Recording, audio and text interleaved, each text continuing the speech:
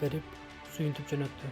Андан ары жолдор тегиз жана ылдыйыш болгондуктан аралык өтө бат өтүп жатты. Жолдор тегиз болгондуктан айлана чөйрөнүн кооздугуна гана суктанып бара жаттым. Боз териге жеткенде көптөгөн эс алуучуларды байкай баштадым. Жакынкы арада Боз теринин борбору мындан да кооз болушу күтүлүүдө, анткени көптөгөн ремонт иштери жүрүп жатат экен. Борбордон бир аз өткөн соң эле Заматта жамгыр катуу жаая баштады. Жамгырдын токтошун 5-10 мүнөт күтүп отурдум. Эң кызыгы 200 метр өткөндөн кийин жол куп-кургак экен. Чолпон атага жетпей эки чоң боз үй имараттары курулуптур. Биринчи жолу байкап жатам. Ысык көлдүн фонунда өтө керемет көрүнөт экен.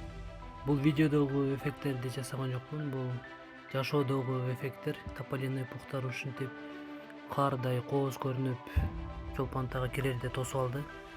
Аба ырайы начар болгондуктанбы, сезон баштала элекпи, Чолпон атадан